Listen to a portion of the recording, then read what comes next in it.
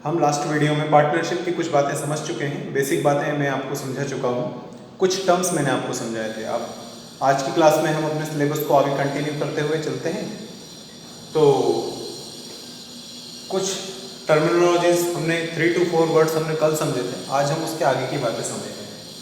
Hindi medium के लिए ही हम समझने जा रहे हैं साझेदारी की विशेषताएं। विशेषताओं का मतलब होता है कि साझेदारी में खास बात क्या है, कैरेक्टरिस्टिक्स क्या है।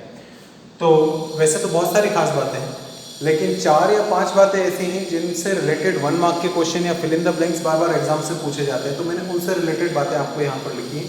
तो अगर कोई बड़ा क्वेश्चन आता है 3-4 मार्क्स का, तो भी आपको यही कैरेक्टरिस्टिक्स या विशेषताएं लिखनी है। और अगर कोई छोटा क्वेश्चन आता है तो वो इन्हीं से जनरेट होता है। तो वो आपसे वास्तविकताएं पूछे या वो आपसे प्रकृति पूछे, आपको इन्हीं चीज़ों के बारे में डिस्कशन करना है। तो चलिए चालू करते हैं। और इसके पहले आप लास्ट वाला वीडियो जरूर देख लीजिएगा ताकि आपकी कंटिन्यूटी न टूटे और आप रेगुलर चीज़ों को समझ पाए। तो हमारे पास में साझेदारी की विशेषताओं में पहला वर्ड है अनुबंध। अनुबंध को इंग्लिश में बोलते हैं एग्रीमेंट। तो फिलहाल इंग्लिश की बात नहीं कर रहे। अनुबंध का क्या मतलब है यहाँ पर? अनुबंध अगर हिंदी वाले को समझ भी नहीं आ रहा है तो हिंदी मीडियम वाला बच्चा भी एग्रीमेंट से समझ सकता है। एग्रीमेंट का मतलब वो शर्त है जहाँ पर सभी साझेदार एग्री करते हों। आपस में जिन लोगों ने, सभी साझेदारों ने मिलकर जो बातें तय कर ली हो उसी को हम एग्रीमेंट बोलते हैं। तो बिना एग्रीमेंट के साझेदारी चालू नहीं होती है, यह आप ध्यान रखिए। तो फिर भी मैंने कुछ बातें लिखी। अनुबंध, साझेदारी का जन्म अनुबंध से होता है। वेरी इंपॉर्टेंट, आपसे 1 मार्क का क्वेश्चन पूछा जा सकता है। साझेदारी का अनुबंध देश से होता है। तो या तो आप अनुबंध लिखें या तो आप वहां पर समझौता, बिना इसके काम नहीं होगा।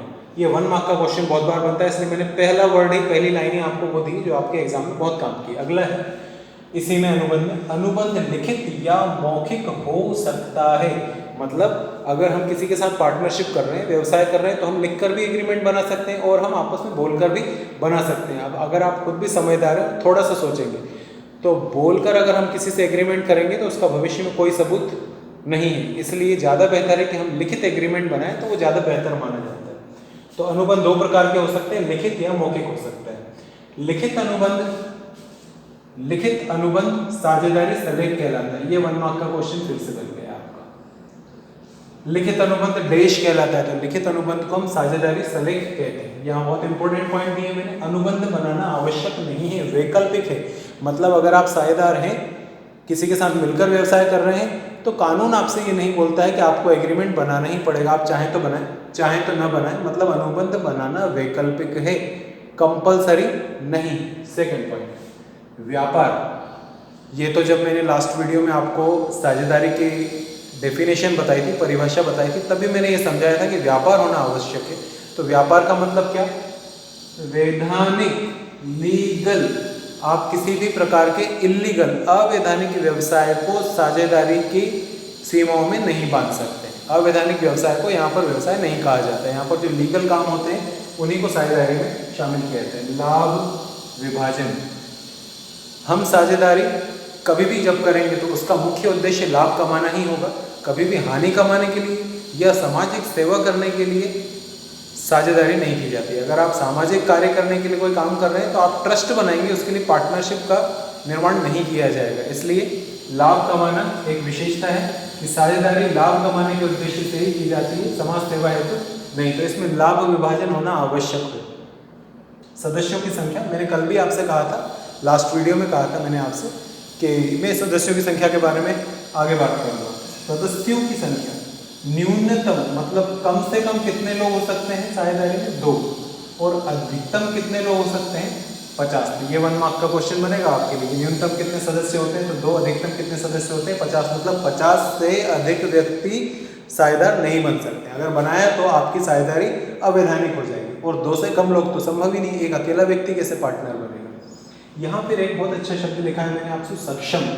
एक मैंने आपको यहाँ पर सर्किल किया है, व्यक्ति। सक्षम का मतलब होता है ऐसे व्यक्ति जिनका स्वस्थ मस्तिष्क हो, दिमाग जिनका सही हो, जिनमें निर्णय लेने की क्षमता हो, जिनकी आयु 18 वर्ष या उससे अधिक की हो। मतलब अवयस्क नहीं होने चाहिए, वयस्क होने चाहिए। और इसके अलावा उनमें अनुबंध करने की क्षमता होनी चाहिए। मतलब कानून जिनको सक्षम मानता हो, कोई भी अस्वस्थ दिमाग का व्यक्ति ना हो, ऐसे व्यक्ति को अपन सक्षम व्यक्ति बोलते हैं। तो सक्षम व्यक्ति ही होना चाहिए। उसका सर्किल काय पे लगाए? व्यक्ति।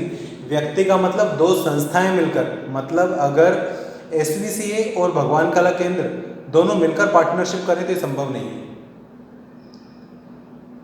SVCA के हेड वो एक व्यक्ति हैं और भगवान कला केंद्र के हेड वो भी एक व्यक्ति हैं। ये दो व्यक्ति मिलकर आपस में साझेदारी कर सकते हैं, लेकिन दो संस्थाएं मिलकर, दो ऑर्गेनाइजेशन मिलकर, दो ग्रुप मिलकर कभी भी साझेदारी का निर्माण नहीं कर सकते हैं। तो ये 1 मार्क के क्वेश्चन में कई बार पूछा जाता है।